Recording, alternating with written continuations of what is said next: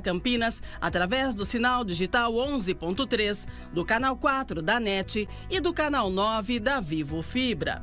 Com transmissão simultânea nas fanpages da TV Câmara Campinas e da Câmara Municipal de Campinas no Facebook e pelo streaming no site campinas.sp.leg.br e no canal da TV Câmara Campinas no YouTube.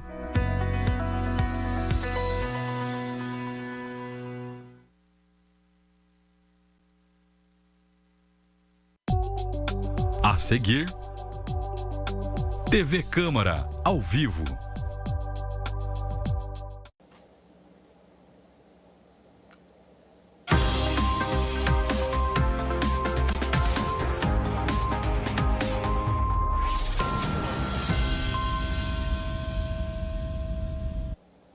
Olá, bom dia! Seja bem-vindo no ar Estúdio Câmara para você aqui na TV Câmara Campinas. E hoje já é quinta-feira, dia 13 de fevereiro de 2025.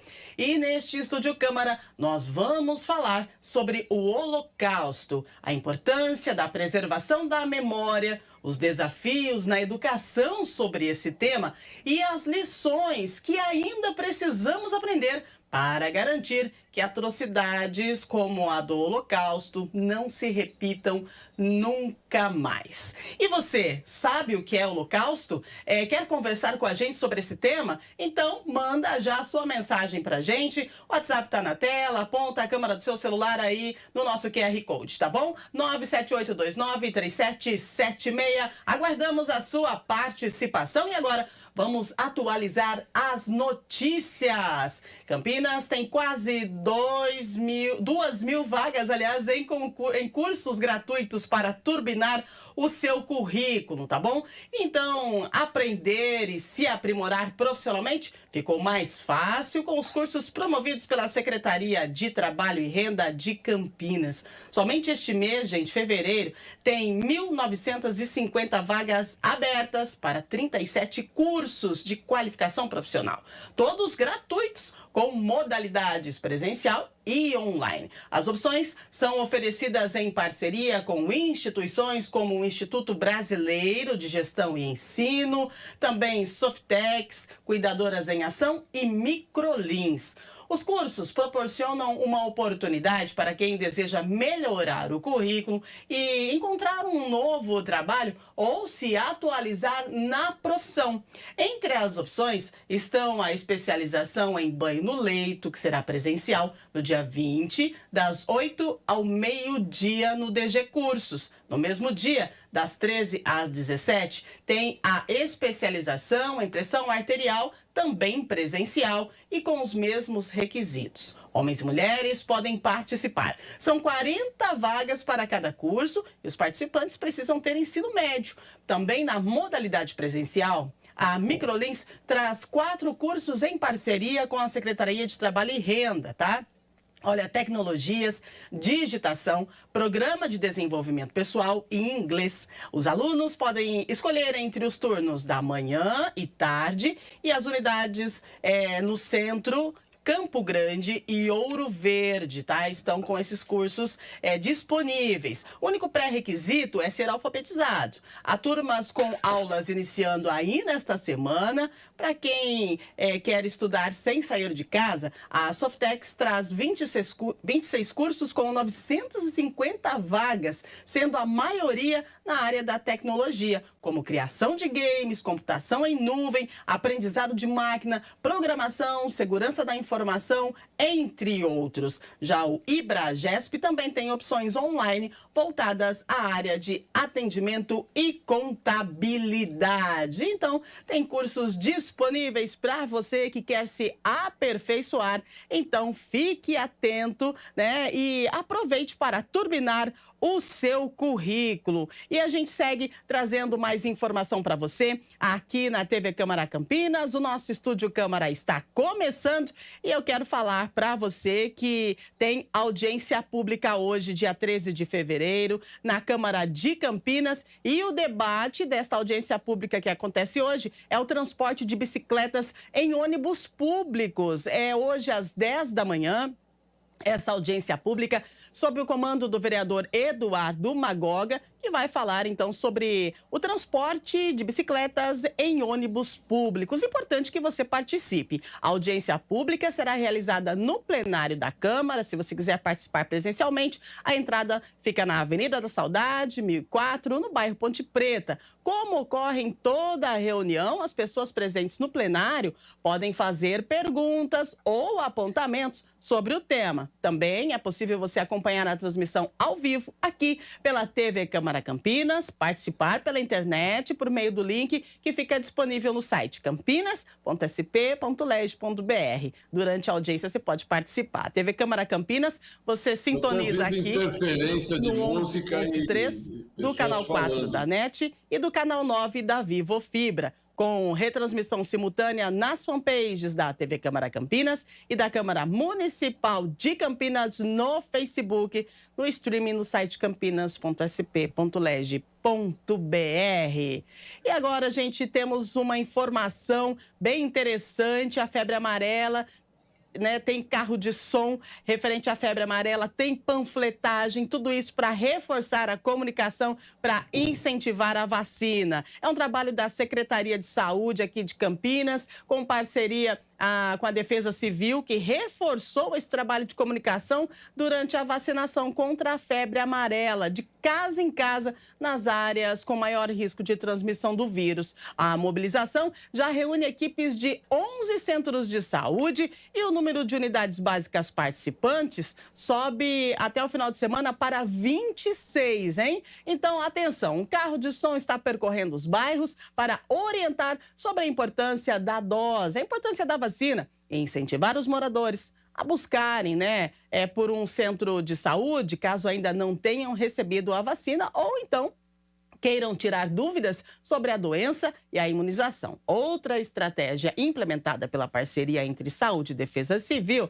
é a entrega de um panfleto em imóveis onde foram encontrados os residentes no momento da visita para a vacinação. O objetivo é sinalizar que uma equipe já passou pelo local. E olha, atenção, a Saúde vacinou 384 pessoas em áreas rurais no período de 5 a 8 de fevereiro, após abordar 1.645 pessoas em 586 imóveis. O grupo, com 1.261 que não foi vacinado, já estava imunizado contra a febre amarela.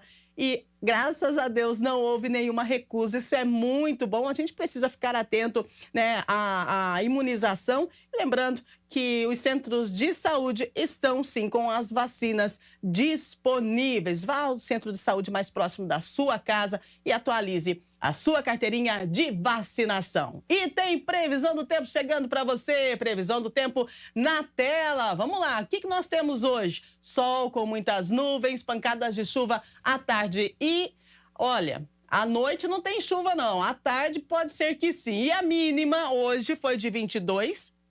De acordo com a previsão do tempo, de acordo com o clima-tempo, a máxima é de 31. Mas a gente sabe que a sensação térmica, quando a máxima é de 31, ela pode subir aí para até 35, 36 graus. Então, a dica que a gente deixa para você diante dessa onda de calor que estamos passando aqui no estado de São Paulo é hidratação, E, claro, proteja-se, use protetor solar, uma sombrinha, um guarda-chuva que agora vira guarda-sol, a sombrinha. Preste muita atenção quando for fazer exercício físico e atenção também para o seu animalzinho de estimação na hora da caminhada, tá certo, gente? Então, hidratação para todos nós, é assim que a gente consegue enfrentar essa onda de calor aqui no estado de São Paulo.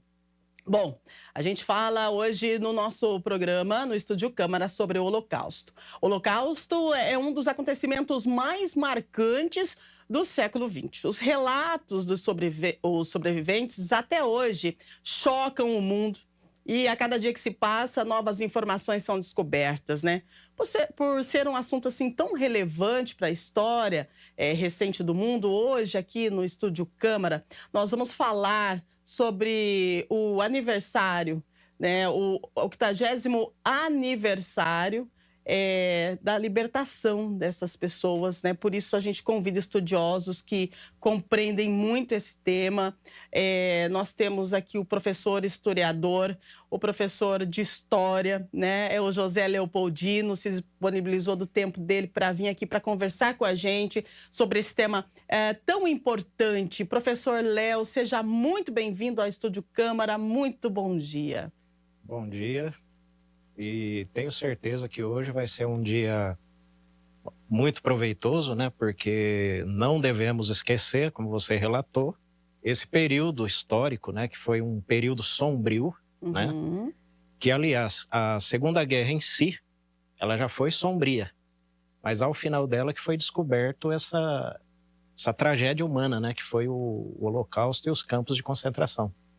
Realmente, eu tenho estudado bastante sobre esse tema e é um tema que nos traz um momento de análise sobre tudo o que aconteceu. E para ajudar nessa análise, nós estamos pelo Zoom com o escritor, cineasta e também especialista em Holocausto, Nazismo e Segunda Guerra Mundial, Márcio Pitliuk. Seja muito bem-vindo. Bom dia para você. Bom dia, Rúbia. Bom dia, professor Léo. Muito obrigado pelo convite.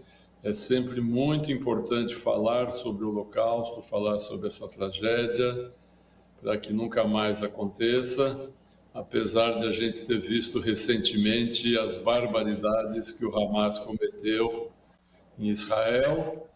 E o tratamento que os reféns estão recebendo, semana passada, 3 reféns foram libertados e a gente viu que o estado físico deles era semelhante aos sobreviventes do Holocausto.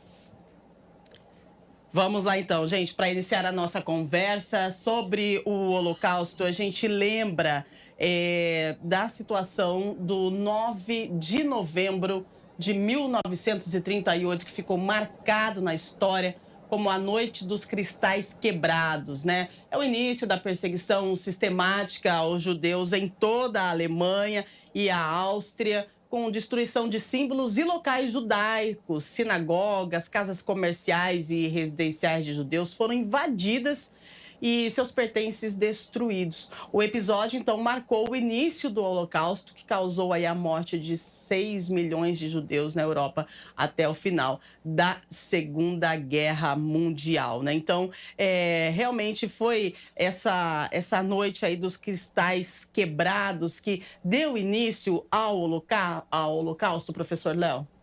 Exatamente.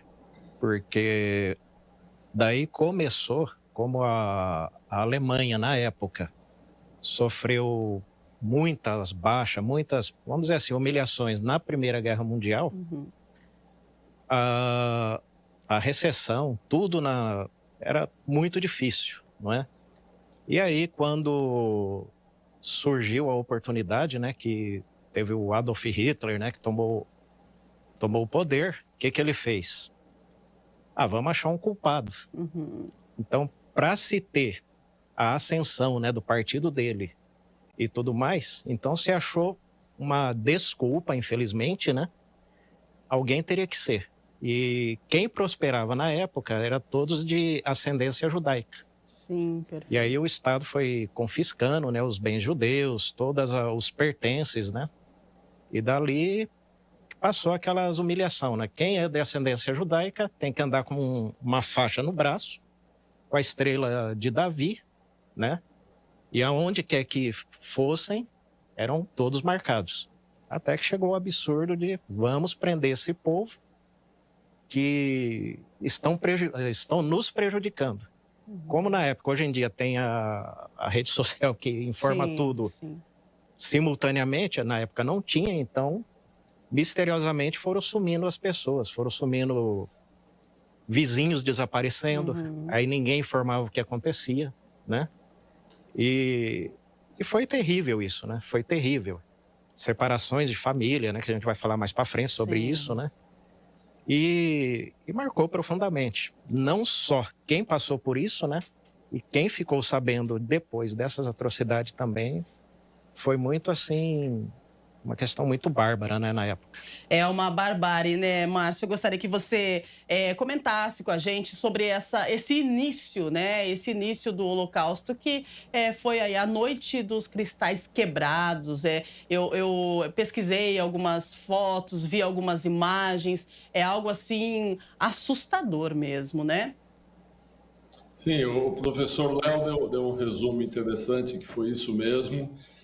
Para chegar ao poder, os nazistas tinham que culpar alguém pelo fracasso da Alemanha na Primeira Guerra, pela crise, e os judeus são sempre o bode expiatório da história e serviram bem para isso.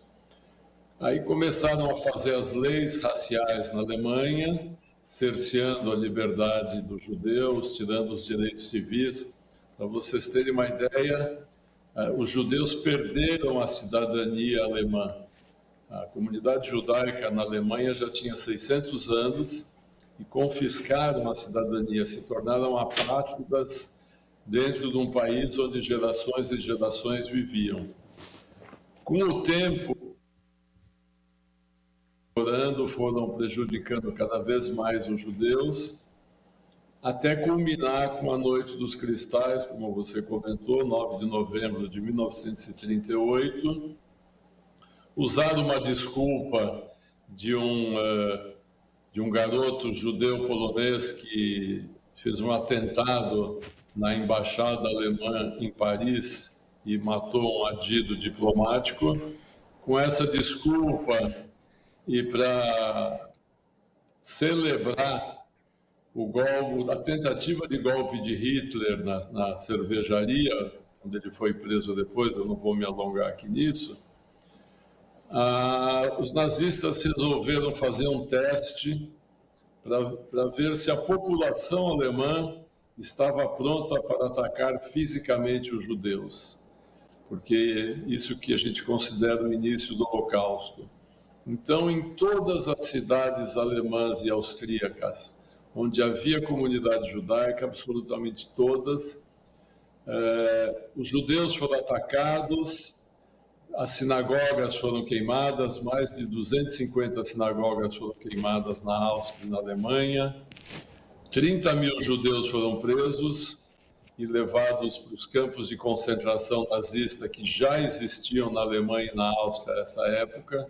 Ainda não eram os campos de extermínio na Polônia, eram campos para prisioneiros políticos. Mais de 100 judeus foram mortos a pauladas nas ruas, lojas foram destruídas, escolas judaicas. Foi um ataque brutal contra a comunidade judaica desses dois países.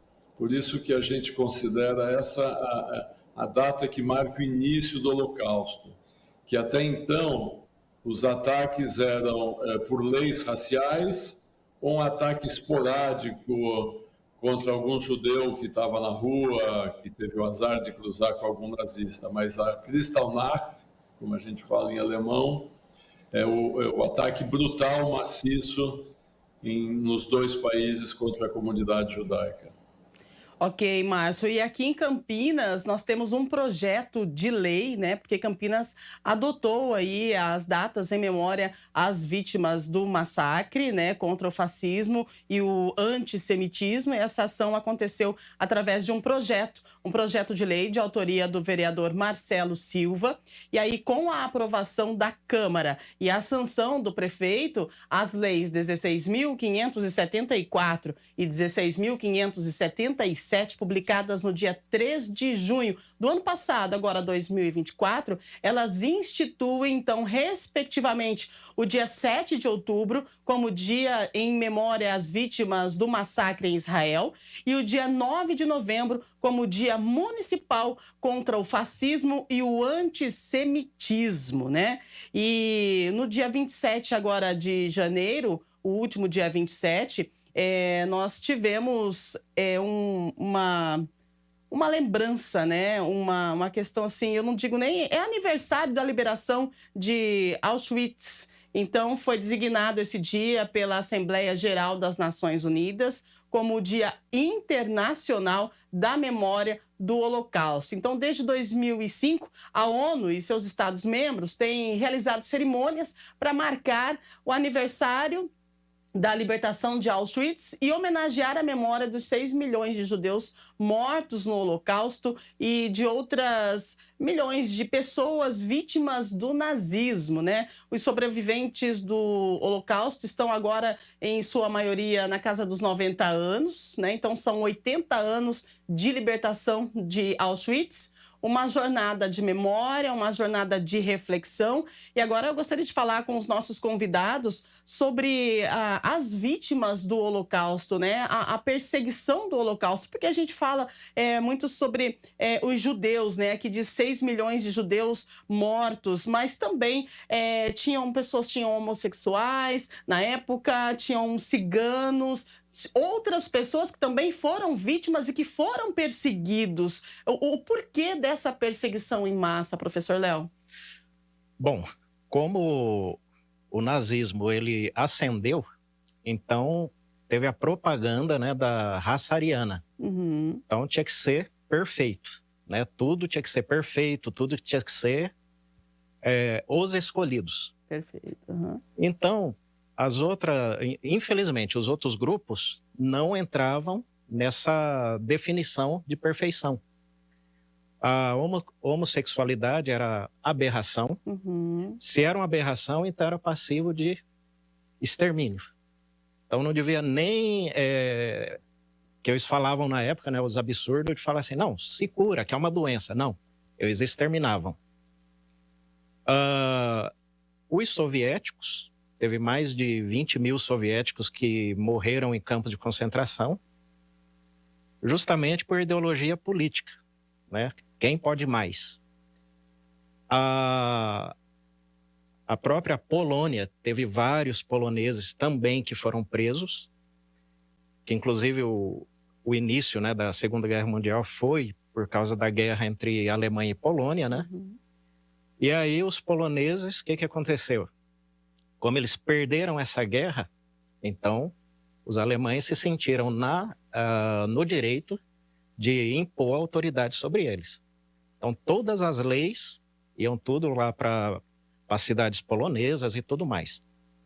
E inclusive, em fins de guerra, que foi descoberto, né, o campo de concentração de Auschwitz, né, que foi o maior campo de concentração da época. Que milhões morreram, 6 milhões de judeus e outros milhões. Só que em Auschwitz foram 1.300.000 mortos ali. E não era só maus tratos, né? Cientistas, né, faziam experiências, né? Sim. Absurdo de, vamos serrar um membro para ver se ele se reconstrói esse membro, né? Vamos aplicar a injeção para ver o que acontece. Pingar tinta, né? Para deixar as crianças que nasciam de outras etnias de olhos azuis. Poxa vida, né?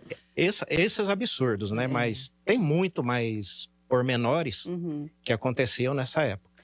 Inclusive, o Márcio, tem a questão, né, das câmeras de gás, que daqui a pouquinho a gente vai comentar. Eu vi um vídeo seu falando sobre esse experimento, né, do veneno que eles colocavam nas câmeras de gás. Mas eu gostaria que você comentasse para a gente um pouquinho sobre o dia 27 de janeiro. Qual a avaliação que você faz sobre esse dia, né? Que eu não sei nem como mencionar, se é uma celebração, se é um aniversário. Explica para a gente esse dia 27 de janeiro.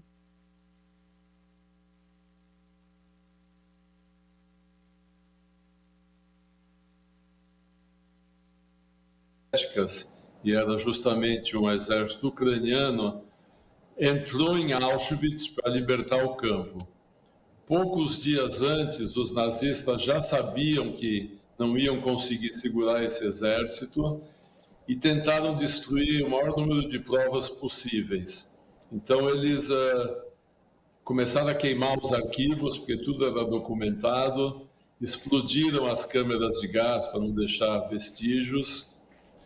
Os prisioneiros que ainda tinham forças, eles levaram eles para a Alemanha e para a Áustria, para os campos de trabalhos forçados, e em torno de 10 mil prisioneiros que não tinham condições de caminhar, de se locomover, foram largados para trás. Outros milhares foram queimados dentro de barracões com lança-chamas. Eles tentaram destruir o maior número de provas possíveis porque eles sabiam que cometiam um crime. Os soviéticos entraram no campo de Auschwitz e ficaram horrorizados com o que viram, apesar de todas as atrocidades que eles já tinham visto durante a guerra, não acreditavam nos próprios olhos, não acreditavam no que viam. Para dar um exemplo para vocês, os soviéticos encontraram barracões com 7 toneladas de cabelos. Esses cabelos, depois vieram a saber, eram raspados dos prisioneiros, eram ensacados e mandados para a Alemanha. Os cabelos eram usados como forro térmico de submarino ou forro de assentos de tanques de guerra e de aviões de guerra. Uma empresa alemã chegou à loucura de desenvolver um tear para cabelo, para fazer tecido, era um tecido grosso, eram tapetes para forração de fábricas alemãs, que por causa do inverno era muito frio, então esses tapetes serviam para aquecer um pouco o ambiente. Então, foi escolhida essa data para ter alguma memória, alguma recordação da tragédia que foi o Holocausto. Por isso que é 27 de janeiro. Mas, como você disse, a gente não sabe se chama de celebração por libertar os sobreviventes ou comemoração pela alegria de ter acabando a guerra, ou uma recordação triste. Todos os anos, a comunidade judaica organiza um evento em São Paulo, e no Rio de Janeiro e Curitiba, onde são convidadas autoridades, embaixadores, onde a gente chama também sobreviventes para falarem sobre as suas experiências, para que essa data não passe em branco. Isso é uma coisa que acontece no mundo inteiro. Na Polônia, em Auschwitz, eu já fui inclusive 2 vezes, tem uma cerimônia muito bonita, são convidados presidentes de todos os países que se envolveram durante a Segunda Guerra Mundial. É importante a gente lembrar, quer dizer, a história tem que ser lembrada para que os erros não sejam repetidos, mas infelizmente a gente vê que os erros são repetidos. Olha, gente, falando em lembrar, né? Nós estamos falando aqui do Holocausto, do campo de concentração, o maior campo de concentração, né, do Holocausto, que é Auschwitz. E nós vamos exibir um vídeo para você, uma parte, né, que você vai acompanhar momentos desse campo de concentração que foi considerado o centro do Holocausto. A gente tem esse vídeo aí, produção? Vamos dar uma olhadinha? O centro do Holocausto, um vídeo assim que ele marca, né? Ele marca bastante, mas é importante a gente relembrar. Se o senhor puder ir comentando, né? É interessante a gente mostrar a situação. Essas imagens foram feitas durante a libertação. A gente podia ver os prisioneiros ali magros, tentando se agasalhar, porque a libertação foi feita no inverno europeu. A temperatura diziam que estava por volta de 30 graus negativos. Aqui a gente vê o estado que os prisioneiros estavam, os corpos largados, as pessoas mortas. Era uma tragédia sem tamanho. Prisioneiros que pesavam 30 a 40 quilos no fim da guerra. Eu, pessoalmente, conheci alguns desses sobreviventes. Um deles me contava que estava por volta de 30 quilos mesmo. Esses beliches são também nesses campos. Eram sempre treliches, eram 3 prateleiras, onde caberia uma pessoa, 12 eram obrigadas a se juntar. Essas imagens que a gente acabou de ver são alianças caindo em alguma caixa que tudo dos judeus era roubado, as alianças, os dentes de ouro eram arrancados para que esse ouro fosse mandado para a Alemanha para financiar a Segunda Guerra. Sapatos, roupas, barbeadores, além dos cabelos, como eu falei, objetos pessoais, tudo era roubado dos prisioneiros. No próprio campo eram higienizados, reformados, sapateiros judeus eram obrigados a trabalhar nisso, para que esses objetos fossem levados para a Alemanha e utilizados pelos próprios alemães. Essa imagem que a gente está vendo em destaque aí de uma pessoa é o Elie Wiesel. Elie Wiesel é sobrevivente do Holocausto, passou por Auschwitz. Essa foto foi tirada lá. Elie Wiesel era um romeno que foi levado para o campo. Depois da guerra, ele se tornou um grande escritor, publicou vários livros e ganhou o Prêmio Nobel da Paz. O Elie Wiesel é uma das pessoas que mais trabalhou para divulgar o Holocausto. Depois da guerra, ele saiu da Romênia e foi morar na França e depois nos Estados Unidos. Teve um trabalho internacional de divulgação do Holocausto. Muito bem, Márcio. Eu acompanhei uma entrevista sua onde você fala e cita a questão do envolvimento, né, da elite no Holocausto. A necessidade desse envolvimento. Se não tivesse o envolvimento da elite, não haveria o Holocausto? Qual é a sua visão sobre esse possível envolvimento? Essa pergunta é muito boa. Eu escrevi um livro chamado Engenheiro da Morte, onde através de um romance, eu conto a participação da elite alemã no Holocausto. Só os nazistas, né, só o partido, só a SS não conseguiria realizar o Holocausto. O Holocausto só foi possível porque contou com a colaboração de grande parte da sociedade alemã e conforme os nazistas iam invadindo outros países, com o apoio das populações locais.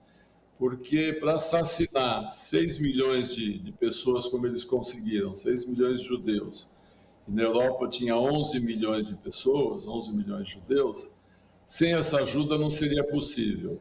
Além dos judeus, como o professor Léo também comentou, dentro de uma falso estudo de eugenia, né, os nazistas se consideravam superiores, os arianos se consideravam superiores. Então, eles também queriam destruir os ciganos, exterminar os ciganos, porque eram considerados seres inferiores, além dos judeus. Queriam escravizar os eslavos seriam utilizados como mão de obra animal. Eles tinham planos até de que as crianças eslavas, quando eu falo eslavos, são poloneses, russos, ucranianos e tal, as crianças não estudariam para se tornarem animais, bestas de carga. Então, se a elite alemã não tivesse colaborado com Hitler, ajudado ele a chegar no poder, a se manter no poder e usar toda a sua força para cometer o Holocausto, não teria sido possível. Vou dar alguns exemplos para vocês. As leis raciais, como eu citei anteriormente, uma das leis era confiscar os bens dos judeus. Então, havia um banco judeu, esse banco foi confiscado e transferido para um banqueiro alemão. Havia uma seguradora nas mãos de judeus, essa seguradora era entregue para as mãos de um ariano, de um alemão puro. A Porsche, que todo mundo conhece, que fabricou a Volkswagen, depois se tornou Volkswagen, a Porsche tinha um sócio judeu, o Ferdinand Porsche tinha um sócio judeu. Esse sócio teve que entregar as ações para o Ferdinand e perdeu todos os direitos de uma fábrica que ele que tinha sugerido ser construída. Então, toda a elite alemã se envolveu no Holocausto. Por quê? Porque era um bom negócio, porque isso gerava mais dinheiro Eu vou dar um outro exemplo para vocês. Os advogados judeus foram proibidos de advogar na Alemanha. Então, teve uma lei que, com o tempo, todos os profissionais liberais foram proibidos de trabalhar. Médicos, dentistas, advogados, engenheiros, arquitetos. Judeus não podiam mais trabalhar, né? Ser profissionais liberais. Os advogados alemães, os advogados arianos, apoiaram essa lei. O Ministério da Justiça alemão apoiou essa lei, porque não eram leis impostas simplesmente, eram discutidas em alto nível. Por que os advogados alemães aceitaram e concordaram com a lei que proibia os judeus de exercer a advocacia? Em Berlim, para a gente ter uma ideia, 25% dos advogados de Berlim eram judeus. Quando eles são proibidos de trabalhar, o mercado cresce para os arianos em 25%, ou seja, eles passam a ganhar mais clientes, passam a ganhar mais dinheiro. Então, eles apoiaram essa iniciativa. Apesar dessa força dos advogados judeus na Alemanha, a população judaica na Alemanha era apenas de 500, 600 mil pessoas, para uma população de 65 milhões de alemães. Não era uma população muito grande, mas em determinadas áreas eles tinham uma presença bastante forte, como na medicina também. Os médicos alemães foram proibidos de trabalhar, o que aumentou o trabalho para os médicos alemães. Agora, o que choca é que alemães que tinham médicos que fizeram o parto de seus filhos, que tratavam com médicos alemães, também não acharam ruim quanto a isso, né? Por isso que eu falo que a participação da elite alemã no Holocausto foi fundamental. Como foi fundamental o apoio de outras populações no extermínio de judeus. Vou pegar o caso da Holanda, por exemplo. A Holanda tinha 150 mil judeus antes da Segunda Guerra Mundial. 85% desses judeus foram assassinados. Quem ia capturar os judeus holandeses para colocá-los nos trens que iam para os campos de extermínio na Polônia era a polícia holandesa. Não era a polícia alemã que ia capturar os judeus, era a polícia holandesa. A mesma coisa aconteceu na França. Era a polícia francesa que ia capturar os judeus. Então, houve um interesse geral nesse extermínio. Se você quiser, eu posso falar agora sobre as câmaras de gás, né? Isso, daqui a pouco nós vamos para um breve intervalo e aí, na volta, nós vamos falar sobre as câmaras de gás, que é algo bem impactante, né? Mas, professor Léo, como o Márcio comentou, houve, então, a participação da elite, né? Que acabou financiando toda essa questão aí, se não toda, mas a maioria, né, dessa questão desse massacre do Holocausto.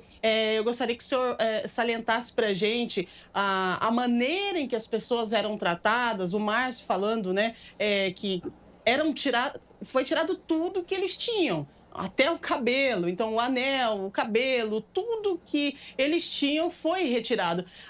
Tem pessoas, estudiosos que dizem, que citam que essas pessoas que viveram o Holocausto, elas passaram por um período considerado pior do que o período da escravidão. Eu gostaria, aqui no Brasil, né? Eu gostaria que o senhor explicasse para a gente e gostaria que o senhor trouxesse qual é a sua tese referente a essa fala e esse posicionamento, né? A questão da escravidão no Brasil e a questão do Holocausto. Seria assertivo essa comparação? Olha, em questão de tragédias, né, como o Holocausto e a escravidão do Brasil, são dois tópicos igualmente nojentos, né, vamos dizer assim, igualmente humilhantes, mas assim, o Holocausto, 80 anos, é uma coisa recente, né, é um fato recente, e de onde se exterminaram, né, 6 milhões de seres humanos, né, de seres humanos. Agora, a escravidão no Brasil Foi um fato a ser construído lá atrás, no final do século XV, certo? Se popularizando no século XVI e perdurando na questão do Brasil até o final do século XIX. Sim. Sim, 300 anos de humilhações, né? Sendo pessoas escravizadas, pessoas humilhadas. Então, se a gente colocar assim, o que acontecia na escravidão do Brasil, ela é comparável ao que acontecia nos holocaustos. Que um caso, rapidamente, dá tempo de falar? Por favor, fique à vontade. Um caso, uma vez eu vi um documentário de sobreviventes, né, de holocausto, só que essa pessoa não era de Auschwitz, era de um outro campo. Ela dizia o seguinte, que quem comandava era uma comandante, uma senhora lá que ela era responsável pelo campo, e o superior dela, alguma coisa aconteceu ali, o superior chamou a atenção dela, enquanto as pessoas estavam fazendo faxina. Aí a pessoa chamou a atenção dela, tudo mais, e saiu. Ela virou e falou assim, como eu não posso fazer nada contra o meu superior, mas vocês que são nada, eu posso. E ali matou 2 pessoas que estavam limpando ali, com a própria arma que ela tinha. Ordenou que outras lá fossem aprisionadas no sol, sem água, sem nada, porque presenciaram o que ocorreu entre ela e o superior, né? E a escravidão no Brasil tinha muito disso, né? O escravo não tinha nem direito, ele estava trabalhando. Se olhasse para o senhor ou para a senhora de escravo, ele recebia 50 chicotadas só por olhar. Por que você está olhando? Ele levantava para dar licença para a pessoa passar. Por que você está me olhando? 50 chicotadas. Abria aquelas feridas, né, na carne, jogavam sal grosso e fala, agora você está apto a trabalhar, né? Com que condições? Então foram 300 anos. Gente, uma comparação, né? Eu só citei essa comparação, Márcio, porque em alguns artigos eu visualizei pessoas, historiadores e pessoas que escrevem, que falam sobre o Holocausto, né, fazendo essa comparação entre Holocausto e escravidão aqui no Brasil. Qual que é a sua tese referente a essa comparação? Bom, aí eu vou discordar do professor Léo pelo seguinte, nós que trabalhamos com o Holocausto, não comparamos isso com absolutamente nada. São coisas distintas. Escravidão é um horror, né? Assim como o Holocausto foi um horror, mas são coisas distintas. A escravidão, segundo historiadores, trouxe 10 milhões de negros para o Brasil, 4 milhões morriam no transporte, né? É um número absurdo, mas eles achavam mais barato trazer mais escravos do que alimentá-los ou tratá-los bem durante o transporte. Mas uma vez eu também li um artigo que falava do Idi Amin Dada, em Uganda, que também dizia, nossa, o Idi Amin Dada foi tão ruim quanto o Hitler. Eu acho que essas comparações não funcionam pelo seguinte, o Dada foi ruim para os ugandenses, como o Brasil escravagista foi ruim para os africanos, como os sérvios foram ruins para os croatas durante o genocídio naquela região, assim como os nazistas foram ruins para os judeus. Então, cada um tem o seu carrasco, cada um tem o seu verdugo, tem a pessoa que faz mal para ele, né? Por isso que eu falo, acho que não é uma coisa que é possível comparar. Uma outra coisa também que eu chamo a atenção é o seguinte, os escravos no Brasil eram uma mercadoria que tinha valor, eram comprados, eram negociados, trocados, e usados como força de trabalho para produzir. Os judeus escravizados pelos nazistas não eram uma mercadoria. eles trabalhavam para morrer de exaustão. Em vez de colocar as pessoas mais fortes nas câmaras de gás, eles colocavam as pessoas mais fortes para serem escravos, mas eram muito mal alimentados, trabalhavam 7 dias por semana, 12 horas por dia, sem nenhuma condição, e morriam em 3 meses. Quer dizer, eles não eram uma mercadoria que tinha valor, não era uma mercadoria que podia ser negociada. Então, por isso que eu acho que esse tipo de comparação a gente evita fazer. São tragédias diferentes, tragédias de cada povo. Como eu disse, em Uganda sofreram com o Idi Amin Dada, na Sérvia os croatas sofreram na mão dos sérvios, no Brasil os africanos sofreram na mão dos escravagistas, assim como os judeus sofreram na mão dos nazistas. É importante a gente trazer essas informações, né? Apesar de ser um tema um pouco delicado, um pouco não é muito delicado, né? Mas a gente precisa resgatar essa memória para a gente construir um futuro e que isso não aconteça, né? Nunca mais. Olha só, nós abrimos o nosso WhatsApp e aí nós temos os telespectadores que estão mandando perguntas para a gente. Então, vamos lá, vamos responder aos nossos telespectadores aqui. Andrzej Kowalski.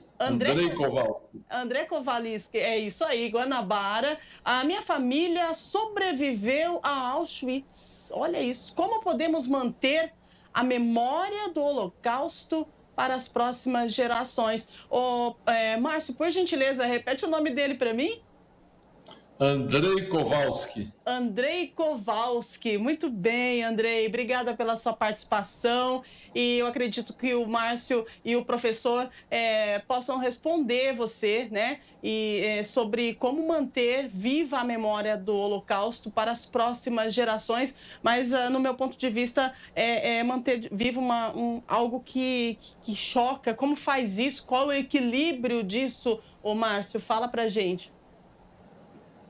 Bom, Andrei, obrigado pela pergunta. Pelo seu nome, eu arrisco dizer que você, a tua família, né, eles não são judeus, eles eram poloneses. Pelo nome, eu acho que eles são só poloneses cristãos. Provavelmente também foram mandados para Auschwitz, ou porque trabalharam na resistência contra os nazistas, ou porque eram pessoas proeminentes, ou porque eram comunistas, eram contra o regime, alguma coisa assim. A gente tem, para preservar a memória, por exemplo, é o que nós estamos fazendo, essa iniciativa da TV Câmara de Campinas, de criar esse debate, de fazer esse programa, onde a gente possa explicar o que aconteceu, ou como vereador de Campinas, que criou o Dia em Memória do Holocausto para a cidade. Muitas outras cidades da região fizeram isso, Sorocaba, Itu, onde eu moro atualmente, Piracicaba, são cidades que criam essa data para ser lembrada. O que a gente tem que fazer é isso, filmes, como Hollywood faz, escrever livros, eu escrevi já 3 romances sobre o Holocausto, palestras, a gente leva sobreviventes em escolas, sobreviventes em universidades, para contar o seu relato pessoal. Quando eles fazem o seu relato pessoal, é muito mais emocionante do que um professor como o Léo ou como eu, falando o que nós lemos, o que a gente aprendeu e estudou. Um sobrevivente é o relato pessoal de quem sofreu isso na pele, de quem viveu isso. Então, essas palestras com os estudantes são sempre muito emocionantes e muito impactantes. Muito bem, obrigada. Professor Márcio, obrigada, tá, pela resposta. Agora o professor também gostaria da sua palavra para esse nosso telespectador, né, falando de como manter viva a memória do Holocausto para as próximas gerações. Bom dia, Andrei.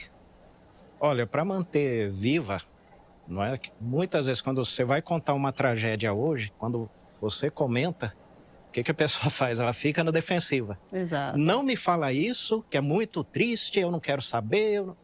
Pelo contrário, tem que ser divulgado, tem que ser falado, porque se esquece, algum momento à frente vai dar uma brecha para ocorrer algo semelhante. Sim.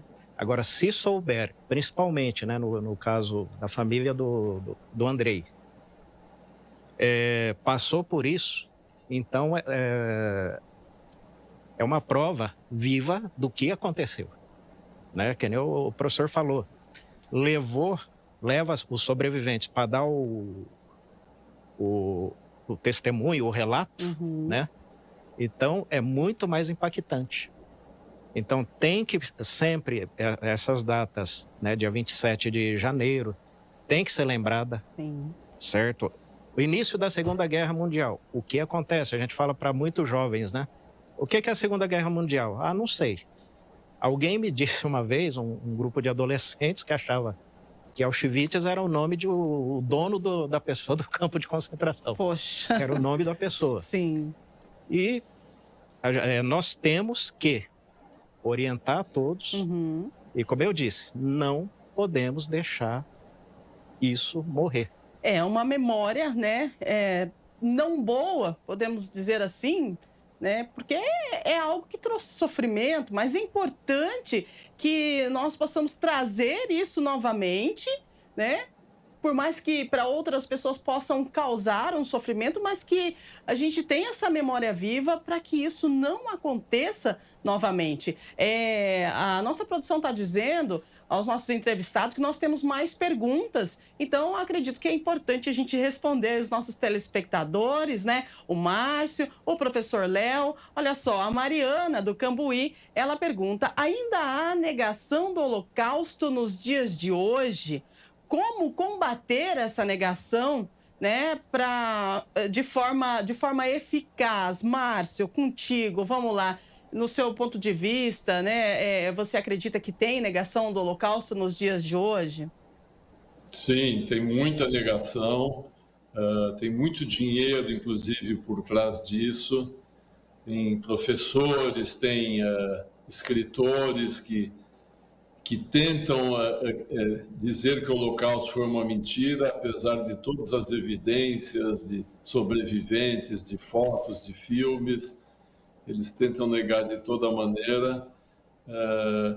Hoje em dia, a gente vê o antissemitismo crescer de uma maneira assustadora no mundo a partir do ataque do Hamas contra Israel. A gente vê grupos em universidades americanas, em capitais europeias, saindo nas ruas, ofendendo os judeus, atacando os judeus pelas cidades. E a grande maioria dessas pessoas negam o Holocausto porque compraram uma mentira, compraram uma fake news, como a gente fala hoje em dia. Não tem como negar o Holocausto, não tem como dizer que não existiu, porque é história, está aí documentado, está super documentado. Eu praticamente todos os anos vou para a Polônia, visito os campos de extermínio que os alemães construíram em território polonês.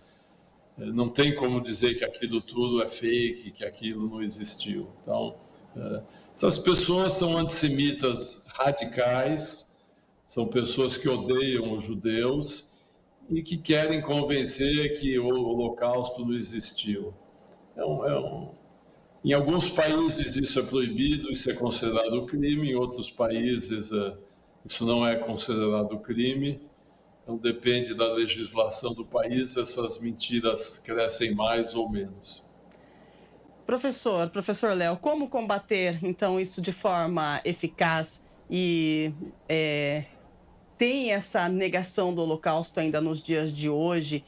Qual motivo seria dessa negação, né? Na sua forma de análise, se eu nego o Holocausto, tem um motivo? Qual é o motivo dessa negação? Um dos principais motivos vamos colocar assim, a pessoa não quer envolvimento. Aí quando aparece um absurdo falando que não aconteceu, ela fala, bom, deixa eu apoiar o que não aconteceu, aí eu não vou colocar minha mão em vespeiro, não vou fazer nada disso. Então, realmente aquela pessoa estava certa. Ah, então é uma invenção, é uma criação. As pessoas têm medo de falar sobre isso? Muitos. Tem medo, né? Muitos têm medo, não quer envolvimento. Mas, em contrapartida, que nem o professor falou, crescendo aí em alguns locais, né, esse antissemitismo, ele passa a fazer, não assim, tô com ódio, né? Ela passa a fazer parte do DNA da pessoa. E como separar o DNA? Poxa. E uma forte. vez que entrou no DNA, Não sai mais. não sai. Não Aí sai fica mais. na convicção, ela até concorda com o que a gente está falando. Ela concorda, mas só Superficial, na frente, né? só superficial. Perfeito. Então, infelizmente... Professor Léo, eu até falo que tem pessoas que odeiam judeus e nunca viram um judeu na vida. Exato. Descobriram um tempo atrás um grupo de neonazistas em São Paulo, uma célula. Aí a reportagem conseguiu lá entrevistá-los e tinham jovens. Aí falou assim: nosso ódio aqui no Brasil é contra nordestino. Nosso ódio aqui no Brasil contra judeu. O repórter perguntou: você conhece algum? Não, mas meus amigos falam. Então, assim, Exato. não tem embasamento. É só pelo fato de falar. E aí a gente consegue, sobre essa sua fala, é importante porque a gente pode falar que o simples fato de estarmos aqui nesse momento, né, falando sobre o Holocausto, trazendo informações dessas duas pessoas, o professor Léo e o Márcio, que são historiadores, que são estudiosos referente ao Holocausto, isso é de grande valia porque você começa a entender o que aconteceu, né? E a importância de a gente estar falando e comentando sobre essa situação que muitas vezes as pessoas têm medo de comentar, né? Se exime do comentário porque não gosta de falar, porque na verdade é um assunto que traz aí uma sensação estranha, né? Mas é importante para que não aconteça mais situações como a do Holocausto, que marcou todo o mundo, né? E foram milhões de pessoas que tiveram suas vidas ceifadas. Produção, nós temos mais perguntas? Se tiver pergunta, pode colocar na tela. Você que está acompanhando o nosso Estúdio Câmara hoje um pouco diferente, a gente falando sobre o Holocausto. Tem uma aula de história magnífica com duas pessoas que têm aí grandes informações, né? São dois estudiosos sobre o Holocausto e é importante a gente falar. Vamos lá então, ó, Lucas do Taquaral. Que lições do Holocausto... Nossa, essa é forte, hein? Que lições do Holocausto ainda não aprendemos e que podem nos ajudar no mundo atual? Olha só que pergunta essa, Márcio. É uma pergunta forte e importante a gente ter essa resposta. Você pode ajudar a gente? Oi, Lucas, boa pergunta.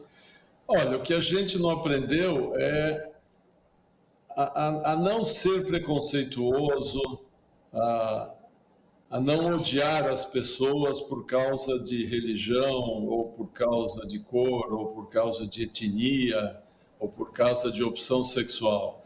Apesar do Holocausto, que aconteceu recentemente e que perseguia, como o professor Léo falou também, homossexuais, negros, ciganos, judeus, todos que não fossem arianos, todos que não tivessem dentro daquele padrão que os nazistas achavam que era o único povo com direito a viver na Terra, foram perseguidos, foram escravizados ou foram exterminados.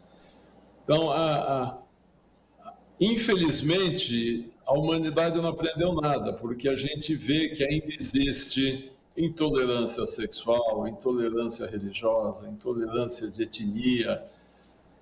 Infelizmente, também está, como o professor falou, está no DNA das pessoas.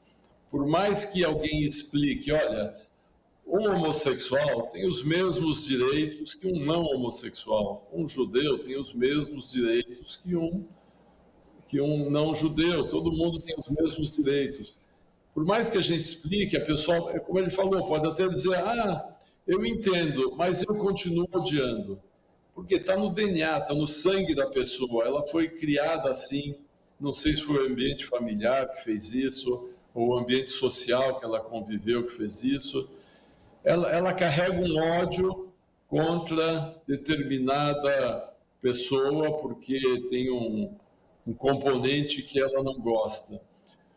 Apesar do Holocausto ter mostrado para nós o absurdo que isso é, porque chegou no extremo de tentar exterminar povos, apesar do Holocausto ter demonstrado isso na prática, né, com realidade o que acontecia, as pessoas continuam tendo esses ódios, esses preconceitos, essas intolerâncias. Então, por mais que a gente tente, que a gente eduque, que a gente se esforce, o ser humano é ruim. Eu acho que o ser humano é ruim por essência. Podem não concordar comigo nessa minha posição, mas o ser humano é ruim. Ele é egoísta, ele só pensa nele, e se ele precisar prejudicar quem está do lado para sair ganhando, ele faz isso. Lamentável, né, Márcio? Lamentável. Eu acho lamentável, mas eu vejo assim. Sim, professor Léo, quando o Márcio fala, né, que infelizmente não se aprendeu nada, né? A gente pode tirar como base algo bem próximo da gente, que é a questão da Covid, né? Olha só o que aconteceu. Uma pandemia, todo mundo em casa, a gente perdendo pessoas. Quantas pessoas nós perdemos, né? Na época da Covid. E aí eu me lembro que eu me refiro à Covid porque todo mundo passou por essa situação. O Holocausto é algo que aconteceu e que as pessoas que passaram pelo Holocausto hoje estão aí com os seus 90 anos, né? E o Covid é bem recente, então a gente consegue fazer aí... Gente, é uma situação que, se você parar para pensar do que o Covid trouxe, né, para a gente e o que nós aprendemos com o Covid hoje, infelizmente, a resposta é a mesma que o Márcio deu sobre o que nós aprendemos, o que o Holocausto trouxe de aprendizado para a humanidade. Na sua avaliação, professora, o porquê é tão difícil das pessoas aprenderem, mesmo se o aprendizado for o sofrimento? Olha, é difícil, né, esse aprendizado pelo seguinte. Há muito tempo atrás eu vi uma frase assim, né, que o homem, ele é assim, inteligente. Ele tem inteligência, ele tem criatividade. Sim. Mas quando juntar a massa, Poxa, é totalmente ao contrário, né? Dá um exemplo, uma eleição presidencial. Vamos dar esse exemplo. Na posse de X presidente, seja lá quem foi ele, tem lá milhares de pessoas, milhões de pessoas acompanhando e aplaudindo. perfeito. Passou 6 meses, aí já começa a crítica. Até a próxima eleição. Ganha o outro. A mesma coisa. A gente vê nos Estados Unidos. Ganha os democratas, depois ganha os republicanos. Ganha os democratas, ganha os republicanos. Aí um fica achando o defeito do outro. Sim. Mas nenhum chega numa solução que a gente pode ajudar tal coisa. E assim vai, que nem a questão, né, que o Lucas traz aí. Eu digo até, tem coisa que é bíblica, né? Que se a gente pega o livro de Reis na Bíblia... Não, vamos falar Reis não, dos Juízes. O livro de Juízes na Bíblia, Deus libertava o povo, aí todo mundo seguia a Deus. Passava 40 anos, aquela geração passava, o povo esquecia de Deus. Vinha o sofrimento, o povo pedia ajuda de Deus. Pois voltava para Deus de novo. E assim... É um ciclo vicioso, né? E assim é a humanidade. Hoje, nós estamos falando do Holocausto. Sim. Certo? É um tema, assim, importantíssimo. Como nós falamos aqui, não deve ser esquecido de maneira alguma. Mas só que se a gente fizer um debate aberto, vamos colocar assim, lá no campo do Maracanã, vai estar cheio de gente, todo mundo ouvindo ali. Mas passou 1 mês, 2 meses, vamos começar a pensar, será que é tudo isso mesmo? Ah, não, mas o pessoal está cheio de, como diz hoje, né? Cheio de mimimi. Não aconteceu tudo isso. Espera lá, mas quem sofreu é que sabe. Exatamente. Quem sofreu é que sabe. Então não adianta eu não sofrer, não sei, falar assim, mentira. Não existe isso isso. mesmo. E é por isso que nós estamos aqui resgatando a memória para construir o futuro. Tem mais pergunta na tela e o pessoal que está participando com a gente, quero mandar um bom dia muito especial para você que está acompanhando a programação aqui da TV Câmara Campinas. Lembrando que o nosso estúdio Câmara hoje está um pouco diferente, nós estamos falando sobre o Holocausto, mas é importante a gente debater sobre esse tema para que isso não volte a se repetir. E a gente está falando de história, nós estamos aqui com uma aula de história magnífica com 2 especialistas, historiadores, respondendo a sua pergunta. Eu quero mandar um abraço para Beatriz de Souzas e ela pergunta aqui qual o papel do cinema e da literatura na preservação da história do Holocausto. É uma pergunta bem interessante porque nós, antes de encerrar o programa, a gente tem até aqui para exibir para vocês uma parte, né, do filme do Menino do Pijama Listrado, porque o cinema tem trabalhado bastante em cima da história e falando do Holocausto, né, Márcio? Qual é o papel do cinema e da literatura na preservação da história do Holocausto, na sua percepção? Oi, Beatriz. É muito importante porque é a maneira com que a gente mais facilmente consegue transmitir a mensagem. Para você ter uma ideia, o tema que mais ganhou Oscar no mundo é sobre o Holocausto. Ganhou mais Oscar que Faroeste, o filme de gangster, o mesmo... Qualquer assunto, o Holocausto é o mais premiado como Oscar. E é o tema que até hoje gera milhares de livros em todo o mundo. Todo ano, milhares de livros são lançados com o tema Holocausto. É uma maneira de a gente atingir o grande público. Eu quero até aproveitar esse momento para falar dos meus livros. Esse aqui, O Engenheiro da Morte, é o que eu falo sobre a participação da elite alemã no Holocausto. Esse outro romance, Alpinista, eu falo sobre outro assunto que as pessoas também não se dão conta, que é a participação das mulheres alemãs no Holocausto. E o meu terceiro livro, O Homem que Venceu Hitler, é sobre uma polonesa que salva um garoto judeu. Então, a gente está sempre procurando assuntos para filmes e livros para que a gente possa divulgar esse tema, porque eu acho que através de um filme ou de um livro romanceado é mais fácil a gente atingir o telespectador ou o leitor do que a gente fazer um livro histórico, um livro mais pesado, mais denso. Com histórias romanceadas, a gente consegue passar a mesma mensagem e atingir o público de uma maneira bem eficiente. Na sua avaliação, professor, é importante que os cineastas, né, tragam para as telas em forma de romance ou em drama, enfim, mas que tragam para as telas a história vivida nesse momento tão marcante para o mundo? Sim, sim.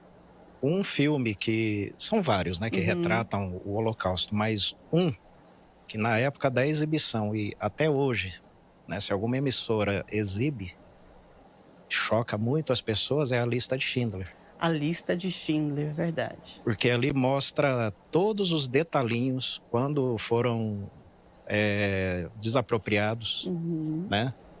Quando começou os trabalhos forçados, quando começaram os trabalhos forçados, câmara de gás, as torturas. Então mostra ali. E o interessante é que quem produziu o filme é o Spielberg, né? Ele tem ascendência judaica. E esse filme transmite muita credibilidade, somente no final, que tem aquela fila, né, que o pessoal vai até o túmulo, né, do Schindler, porque apesar dele ser do partido nazista, ele não concordava, ele salvou inúmeras vítimas, né? Ele enganava os amigos dele, falava, eles estão morrendo de sede ali dentro, mandava jogar água nos vagões de trem, o pessoal tomava água e eles riam. Ele começava a rir, tá vendo que eles estão sofrendo, mas estava dando água para eles. Sim. E assim seguindo. E esse filme, ele deixou muita gente assim, por dentro, né, do que aconteceu nessa época. Importante a história em si, ela ser retratada de alguma forma, né? O Márcio fala dos livros que ele escreveu, nós temos vários filmes que retratam essa história desse momento, né, monstruoso que foi o Holocausto. Agora, o Márcio tocou num assunto que eu gostaria que você desse uma pincelada para a gente, Márcio, sobre as mulheres no Holocausto, né? Porque muito se fala dos homens no Holocausto, os homens que trabalhavam, aí depois os homens que eram mortos, mas as mulheres também, elas fizeram parte do Holocausto e essas mulheres, elas precisavam trabalhar e aí elas acabavam indo trabalhar nesses campos de concentração. O que diz a história sobre as mulheres? Pois é, hoje a gente fala tanto em empoderamento feminino, as nazistas eram bem empoderadas. As mulheres alemãs tiveram uma participação ativa no Holocausto e também tiveram uma participação passiva, mas usufruindo do Holocausto. Na Alemanha, publicavam anúncios no jornal oferecendo emprego para jovens alemãs que quisessem trabalhar num lugar agradável, ao ar livre, no campo, numa fazenda. Iam ganhar um bom salário, uniformes, comida, alojamento. Então, era melhor do que trabalhar numa fábrica, porque a gente tem que entender o seguinte: a Alemanha estava em guerra, os homens estavam participando das guerras, faltava mão de obra nas fábricas e as mulheres começaram a ocupar esses espaços, além dos escravos, como eu falei antes. Muitas mulheres, em vez de trabalhar numa fábrica, que era um ambiente fechado, barulhento, poluído, preferiam trabalhar ao ar livre. Então, elas respondiam a esses anúncios de emprego. E esses locais eram campos nazistas em território polonês, ou em território lituano, ou em território da Alemanha e da Áustria, em vários países da Europa. E lá elas iam trabalhar, fazer o quê?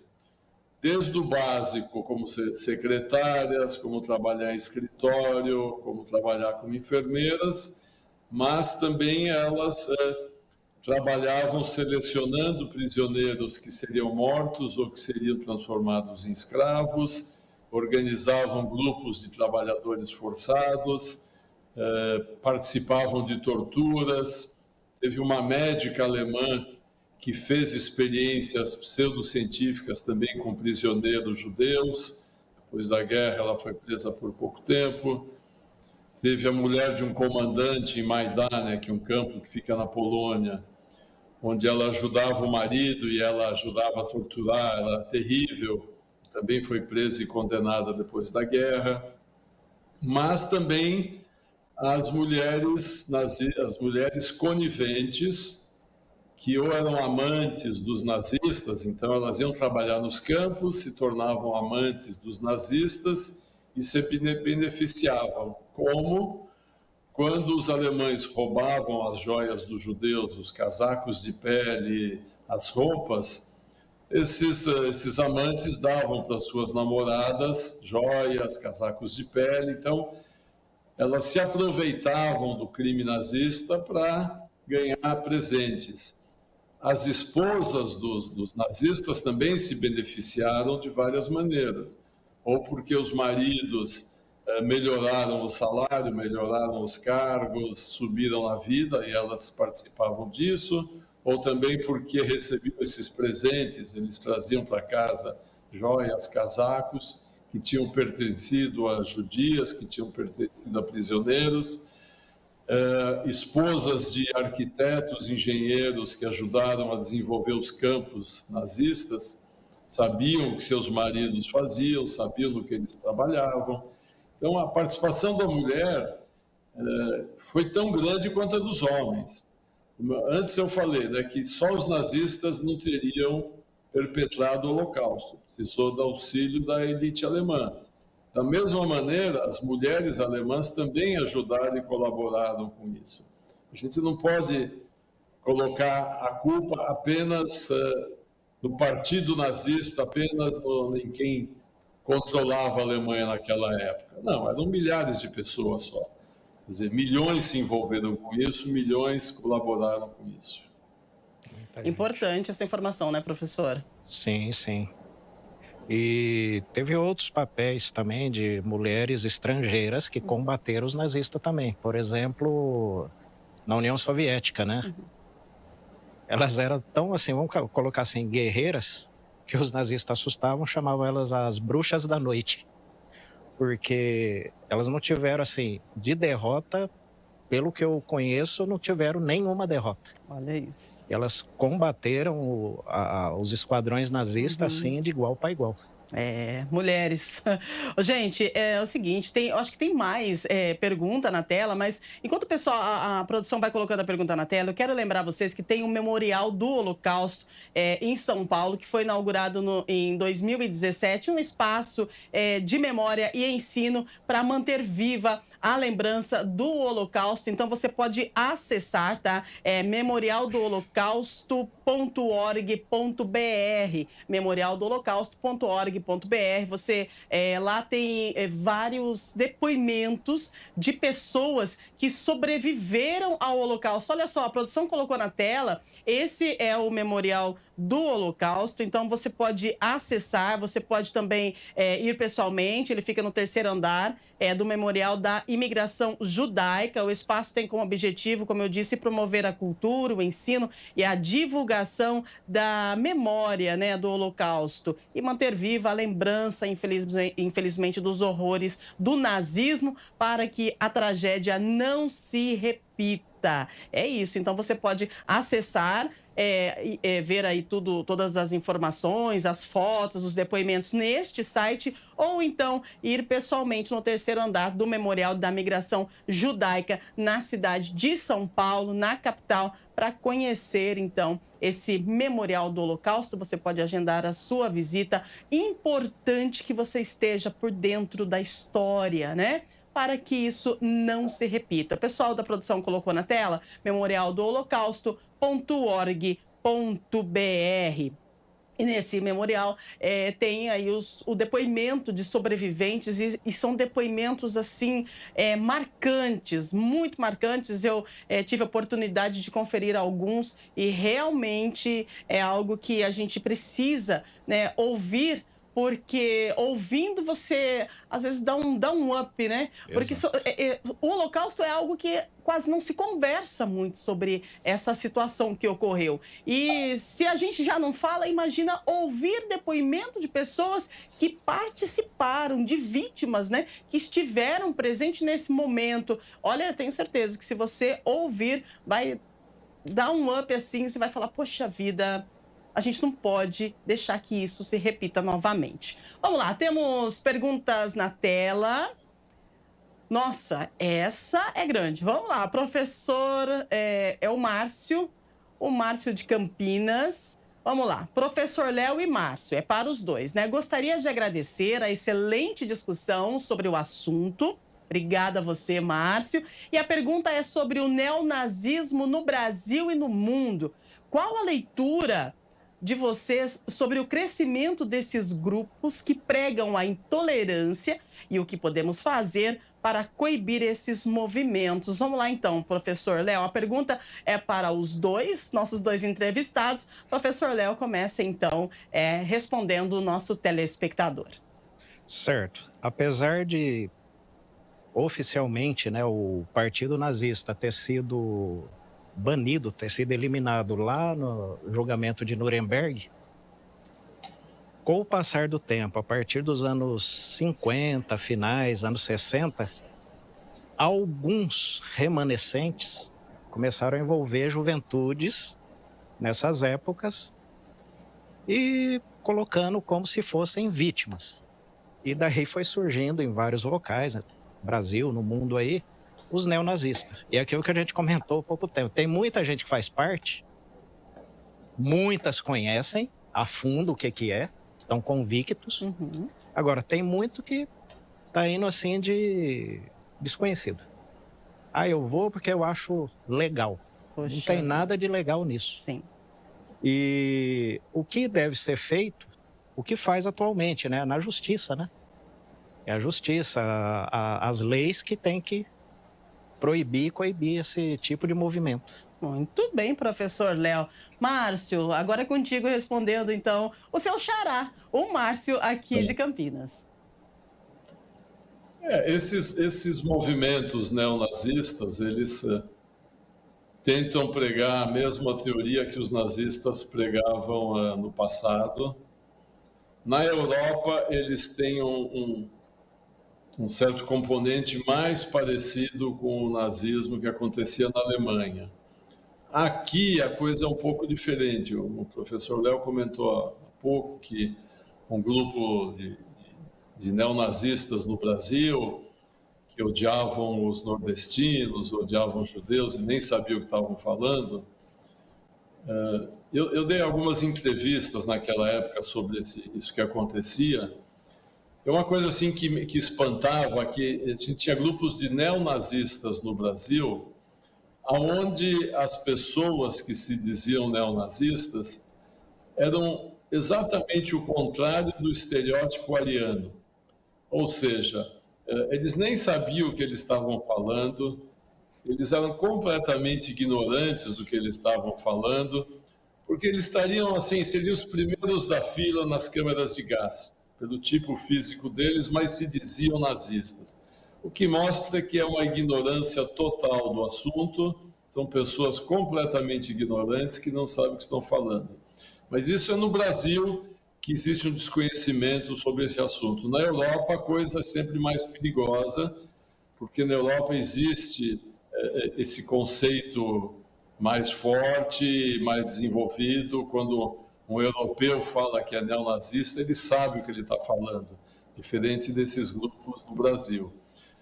Agora, uma coisa que a gente percebeu nos últimos tempos é que se o nazismo era um movimento da extrema-direita, hoje o nazismo está em todos os espectros políticos. O nazismo está na extrema-esquerda, está na extrema-direita, deixou de ser alguma coisa ligada a um lado político e passou a ser uma filosofia, uma má filosofia de vida da pessoa. Quer dizer, odiar os judeus, odiar os estrangeiros, odiar determinada etnia ou determinada opção sexual. Assim se consideram esses neonazistas. Então, tem hoje em dia neonazista na extrema-direita, como tem também neonazista na extrema-esquerda. É por isso que o nazismo tem que ser combatido. No Brasil é proibido qualquer apologia ao nazismo da cadeia, exibir símbolos nazistas no Brasil da cadeia. Eu dei já dezenas de palestras em escolas por todo o Brasil, inclusive em Campinas. Eu fui 2, 3 vezes, porque teve algumas coisas voltadas ao nazismo na escola e me chamaram para falar. Dei palestras em escolas de elite em São Paulo que passaram por esse problema. Por outro lado, nos Estados Unidos, o Partido Nazista é legalizado, símbolos nazistas podem ser exibidos. Então, cada país tem o seu tratamento para isso, mas, de qualquer maneira, é um tema que tem que ser combatido, porque, como eu falo nas palestras, nazismo não é um partido político, nazismo é um grupo criminoso. E é por isso que hoje ele está tanto na esquerda quanto na direita.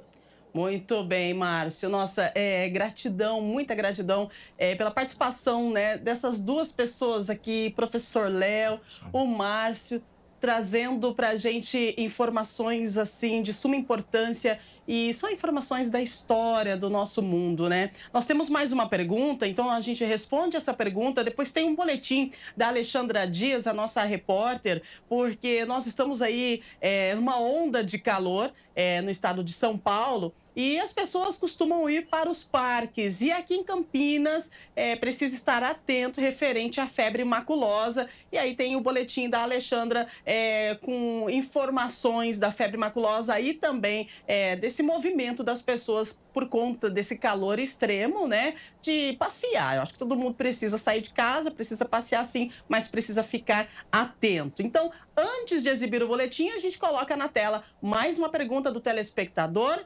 O Ricardo, da Vila Industrial: quais foram os primeiros sinais do Holocausto que o mundo ignorou e que não podemos repetir. Interessante demais essa pergunta, né, professor Léo? Porque a gente precisa estar atento aos sinais. E o Holocausto aconteceu, mas antes de acontecer, acredito eu que tenha tido alguns sinais que já indicavam essa atrocidade. Sim.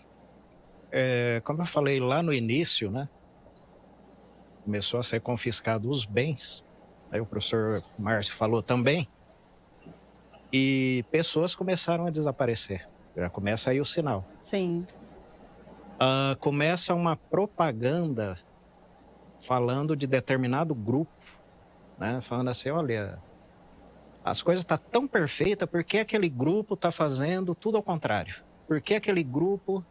Vocês não concordam? Vai incutindo, sugerindo, né?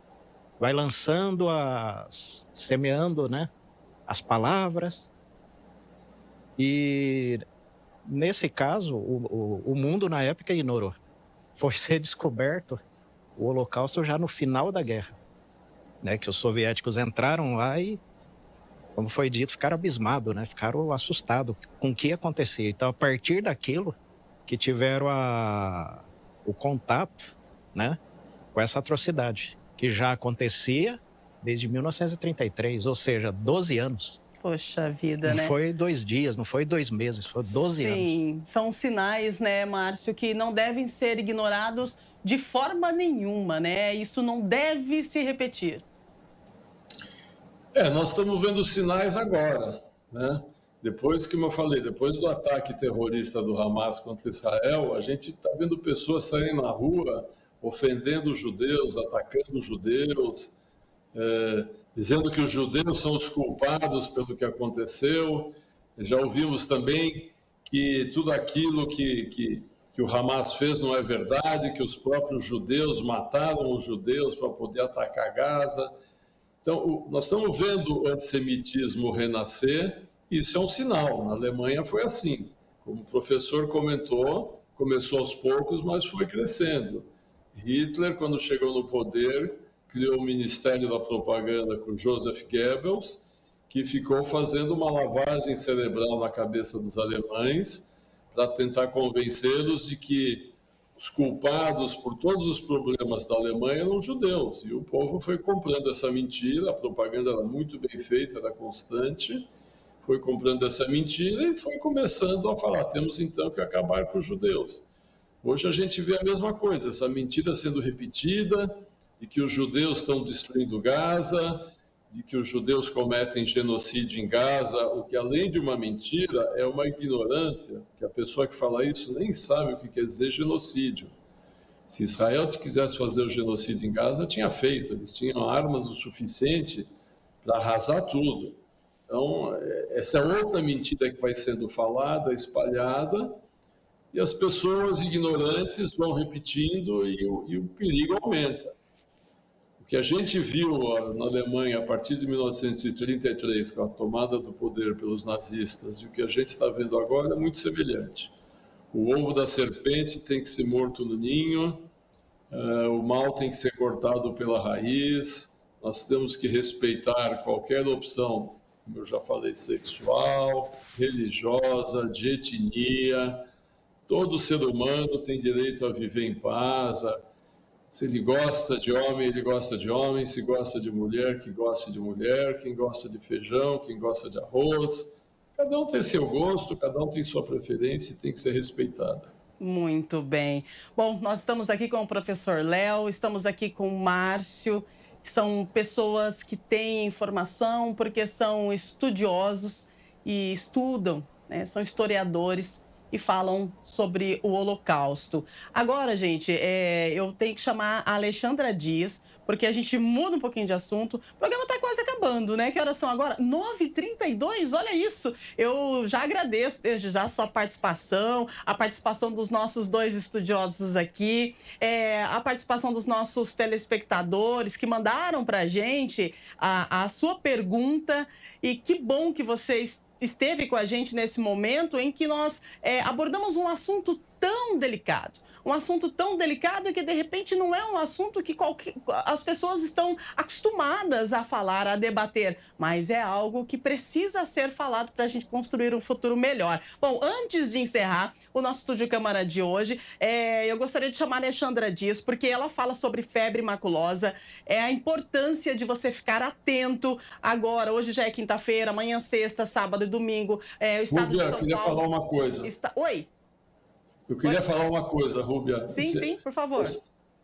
Você falou que vocês têm a data da lembrança do Holocausto em Campinas. Eu quero oferecer para vocês, quando for a data, que eu possa ir com um sobrevivente do Holocausto na cidade, dar uma palestra, ou na Câmara dos Vereadores, Maravilha. ou em algum outro espaço público. Eu levo um sobrevivente que fala muito bem, que conta muito bem, para a gente poder fazer dessa data um evento bem bacana. Maravilha, Márcio. A gente agradece. Vou repassar para a nossa produção. Eu tenho certeza que você vai ser muito recebido, muito bem recebido, aliás, aqui na TV Câmara Campinas e também no nosso Legislativo Campineiro, tá? Peço que você aguarde só um pouquinho. A gente vai chamar a Alexandra, que vem com um boletim sobre a febre maculosa, e daqui a pouquinho a gente volta para encerrar com vocês e, claro, agradecer a participação, né? Essa participação de peso que nós tivemos hoje no nosso Estúdio Câmara. Vamos lá então, Alexandra Dias falando sobre febre maculosa e os cuidados para você que vai se deslocar aos parques de Campinas. Alô, Alexandra, bom dia.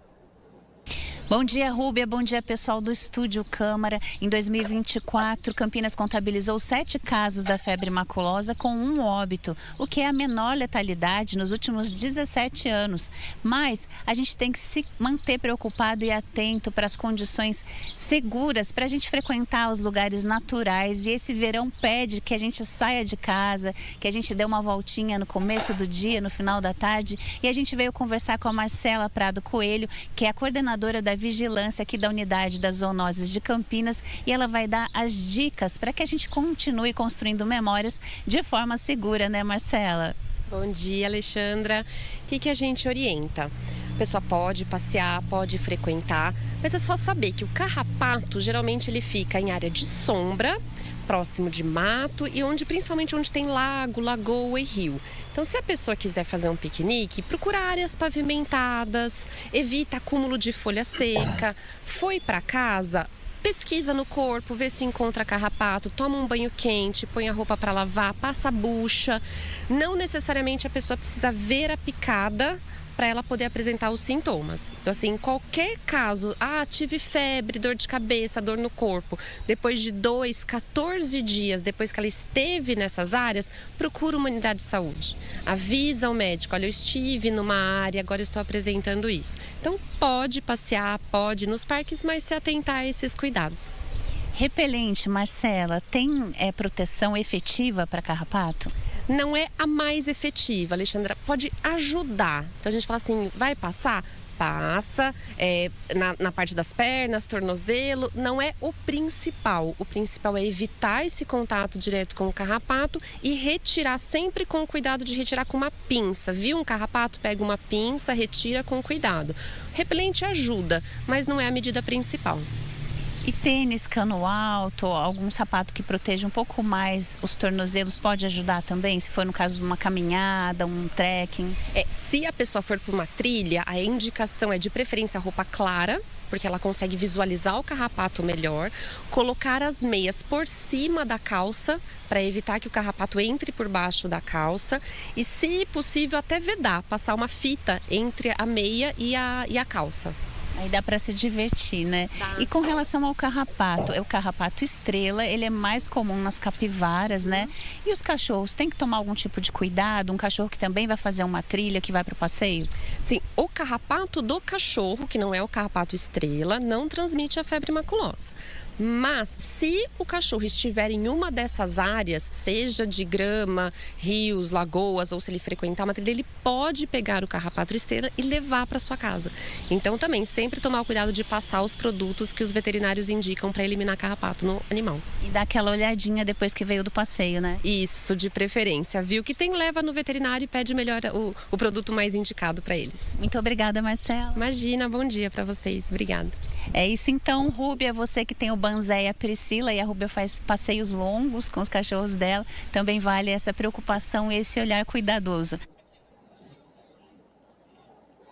Valeu, Alexandra. Valeu, obrigada pelas informações, né?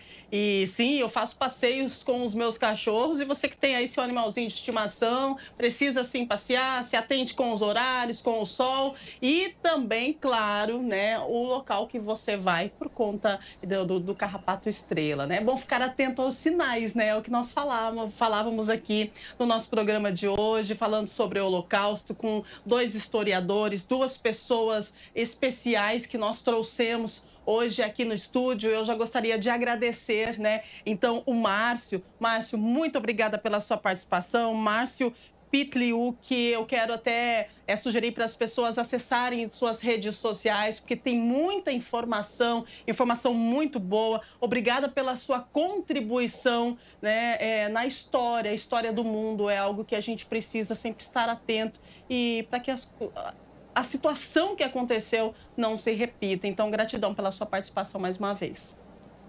Eu que agradeço, é sempre muito importante falar desse assunto.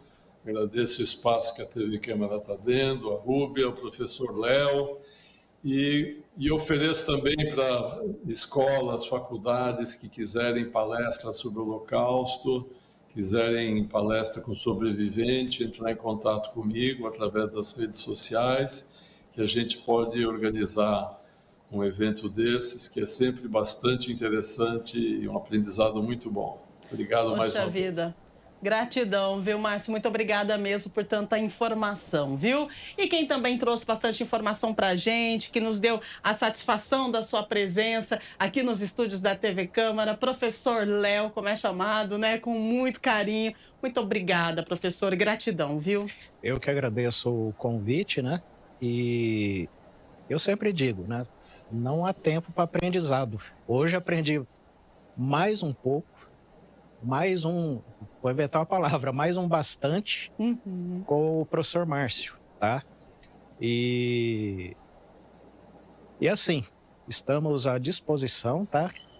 Se alguém quiser entrar em contato, tá ok? E agradeço aí essa oportunidade de estarmos debatendo aí esse assunto muito importante, como nós dissemos várias vezes aqui, não deve ser esquecido, não deve ser apagado.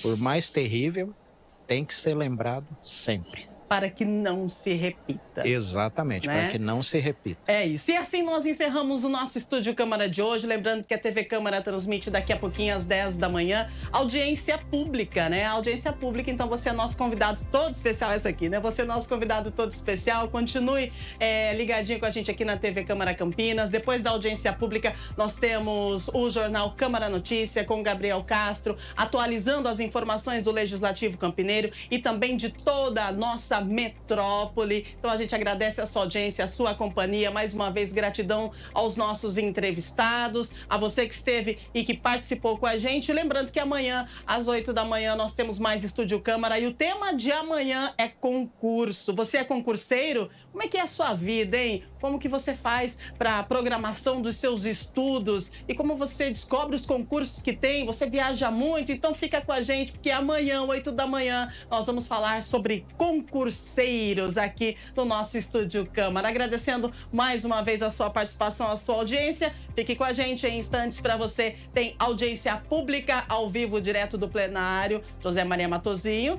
aqui na TV Câmara Campinas. E a gente fica por aqui. Amanhã tem mais Estúdio Câmara. Grande abraço, um excelente dia para você. Obrigada pela sua participação. Um grande aprendizado hoje, hein? Leve contigo, preste atenção nos sinais. Beijo grande, fiquem com Deus e até amanhã.